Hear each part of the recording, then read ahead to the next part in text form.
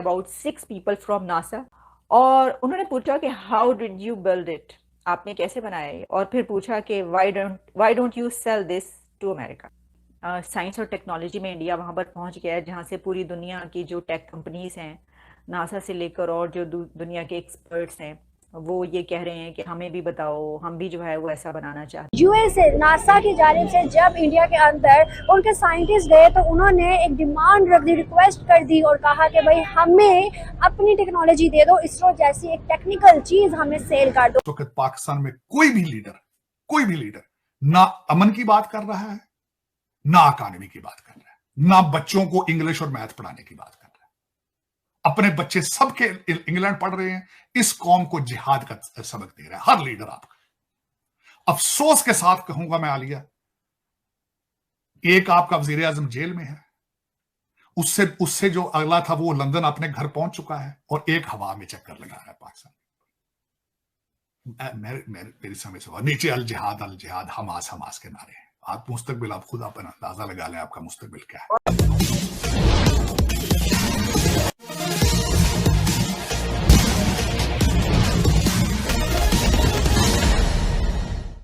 इसरो के जो चीफ हैं सोमनाथ, वो एक जगह बातचीत कर रहे थे, अबुल कलाम आजाद की सेरेमनी या एक स्पीच वो कर रहे थे जिसमें स्टूडेंट्स के साथ बातचीत कर रहे थे। उनका कहना ये था, जो our country is a very powerful nation और the knowledge and intelligence level in the country is one of the best in the world. क्योंकि फिर उन्होंने ये बताया कि जब ये जो चंद्रयान 3 है उसके देखने के लिए, यानी उसके सिस्टम के लिए दुनिया के कुछ एक्सपर्ट्स जो हैं वो पहुंचे, उन्होंने देखा, जिसमें उन्होंने बताया है कि about 6 people from NASA JPL came and we explain Chandrayaan 3 to them.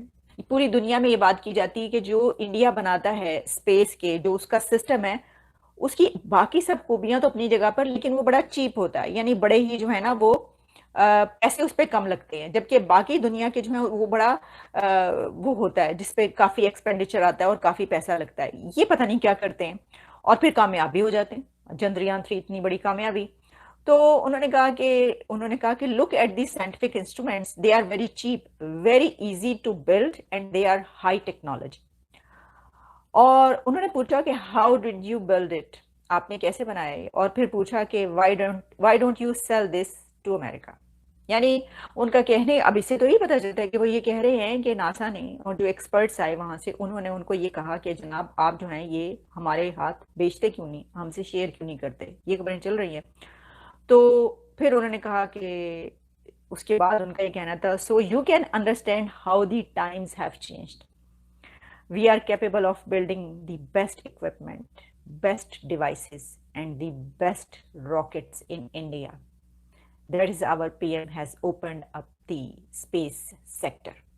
Science और टेक्नोलॉजी में इंडिया वहां पर पहुंच गया है जहां से पूरी दुनिया की जो टेक कंपनीज हैं, नासा से लेकर और जो दुनिया के एक्सपर्ट्स हैं, वो ये कह रहे हैं कि हमें भी बताओ, हम भी जो है वो ऐसा बनाना चाहते हैं, और कैसे आप इतना अच्छा बना लेते हो और इतना चीप बना, मतलब सिर्फ यही नहीं बल्कि जो उस पर पैसा कम लगता है, कम लागत आती है, और ये कामयाबी के बाद शायद उनकी मांग बढ़ गई है। उन्होंने बताया अभी, पहले ये वाली खबर हमारे सामने नहीं आई थी, अभी आ रही है क्योंकि एक जगह वो बात कर रहे थे, उसके ऊपर उनका कहना था।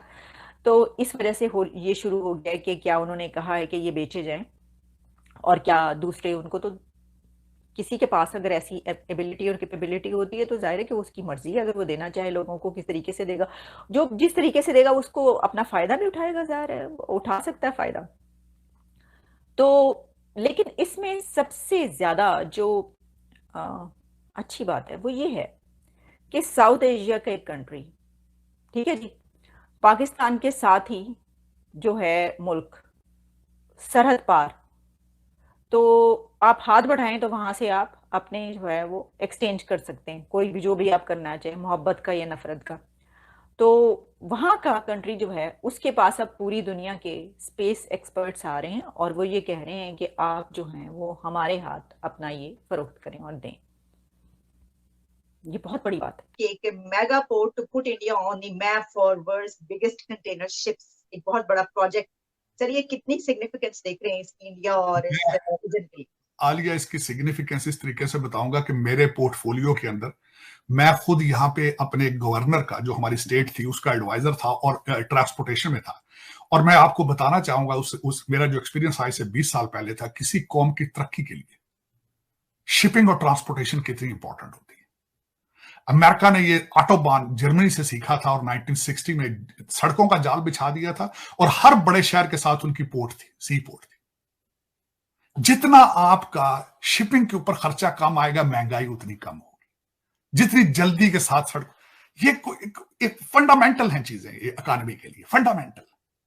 और मैं जब ट्रांसपोर्टेशन में था तो जो बाल्टीमोर की सी पोर्ट थी मेरे पोर्टफोलियो में थी, और मैं देखता उस वक्त तक बाल्टीमोर इस शहर की जो सी पोर्ट थी, among the biggest sea port on the planet. इसके बाद रॉटरडैम की जो थी, अब फिर मैंने उसमें ड्रिजिंग को पढ़ा है, किस तरीके से बड़े शिप जब आगे आते हैं तो वो किस तरीके से चीजें डिलीवर करते हैं। मैं यहाँ पे एक और चीज मेंशन करना चाहूंगा, जब मैंने यहाँ से एमबीए किया तो मेरा उसके ऊपर जो मेरा फाइनल एसे था, जो मेरा थीसिस था, उसमें वो टोयोटा कंपनी की शिप आते थे तो वो गाड़ियां डिलीवर करते थे। तो मैंने उस पर मैं अपना थीसिस लिखा था कि खूबसूरती ये थी कि टोयोटा का शिप चलता है गाड़ियां भर के, अगर बाल्टीमोर में 30 गाड़ियों की जरूरत है तो सिर्फ 30 यहां उतारता है, आगे जाके फिलाडेल्फिया को 20 गाड़ियों की जरूरत है, वहां 20 उतारता है। वो 1-2 दिन के अंदर अंदर सारी गाड़ियां उतार कर वापस चला जाता है। ये कम्युनिकेशन या शिपिंग दुनिया के अंदर उसकी इकोनॉमी को बूस्ट देने के लिए कितना इंपॉर्टेंट है। It is vital, is crucial.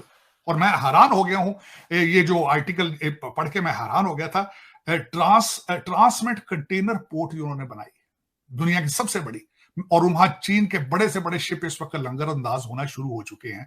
और यहां भी ये भी मेंशन करूंगा, गौतम अडवाणी ग्रुप जो है वो मजाक नहीं है, बल्कि उन्होंने तो जो पोर्टों, इजराइल की पोर्ट भी जो है उन्होंने लीज पे रखी है, उस पर भी उनका अमलदारी। और ये मैं समझता हूं कि बहुत बड़ी चीज, क्योंकि तैयारी की जा रही है। स्पोर्ट के बारे में मैं और चीज कहूंगा, ये किस चीज का हिस्सा है। इस वक्त जब कोविड आया था आलिया, उसके बाद सप्लाई चेन का मसला बना था। दुनिया की बड़े बड़े जो सीईओ हैं उन्होंने सबक ये सीखा था कि हमने सारे एग्स चाइना में डाल दिए थे उसकी बास्केट में, हमने वहां अब दोबारा नहीं वो करना। ये उसी एक माइंडसेट या उसी स्कीम का एक हिस्सा है कि चाइना से बिजनेस निकाल के वो वियतनाम लेके जा रहे हैं, मलेशिया लेके जा रहे हैं, बांग्लादेश लेके जा रहे हैं और भारत लेके जा रहे हैं। तो ये उसी का हिस्सा है।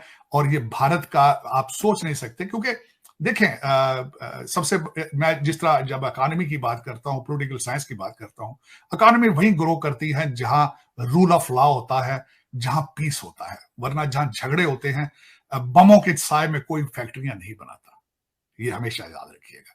ये जो आज इन्होंने मेरे मोहतरम फजलुर रहमान साहब ने कहा है कि हम जिहाद के लिए तैयार हैं, और वहां पे खालिद मिशाल ने स्पीच दी है, उसके बाद मैं फैक्ट्री लगाऊंगा वहां। मेरा ये क्वेश्चन है आपसे, जहां के बच्चे जिहाद की तैयारी कर रहे हो सुबह शाम, जो सुबह शाम कहें कि अल जिहाद हमास हमास, मैं वहां फैक्ट्री लगाऊंगा, क्यों लगाऊंगा?